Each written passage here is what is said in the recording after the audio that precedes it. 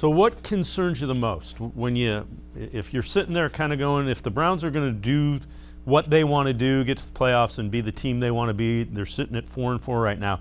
What area concerns you the most? What do they need to get corrected moving forward so they can start winning some games and string them together? You know what, the passing game. I mean, the passing game, they've got to get that going. You cannot win football games in the NFL if you're going to be scoring 17, 14, 14, and 10 points, which is what they've done 4 times over the last 5 weeks, including 3 times, again, of 14, 14, and 10. I mean, you're just not going to win games like that. You need to be able to score the football, and you need to be able to find people who can score the football for you.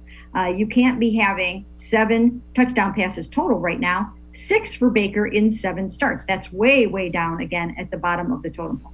They need to score the football, and you can't just do it on the ground. I mean, they're good at that, but I mean, you've got to get down in the red zone, and you've got to be dangerous in the red zone like they were last season in the second half. Now, I was the Debbie Downer sometimes last year, and the naysayer talking about how they were beating they weren't beating the juggernauts of the NFL defensively. Well, they've got tougher challenges this year. And they've got to rise to the occasion, get down in that red zone, and throw touchdown passes to David Njoku. I mean, Odell Beckham Jr. needs to catch some touchdown passes. So does Jarvis Landry. Jarvis has never really done that in a Browns uniform the way that he should score touchdowns. So that he needs to get in there more.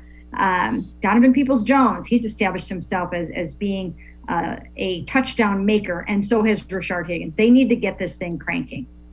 Yeah, to illustrate what you're saying, so Baker Mayfield 6 touchdown passes. That ties him with Jimmy Garoppolo.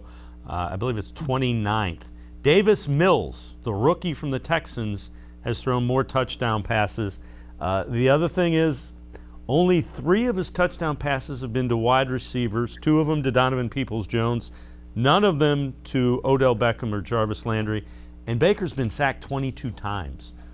That's something that's way too high as well. Is that holding on to the ball, kind of trying to find something that might not be there?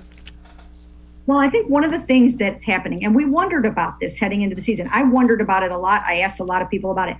How were teams going to try to defend Baker Mayfield this year? What were they going to try to take away? And I think one of the things that they have tried to take away to a certain extent are the bootlegs and the keepers, and he really excelled on those things. He really does a nice job when he's out on the run, and he just is usually super accurate when he's on the move.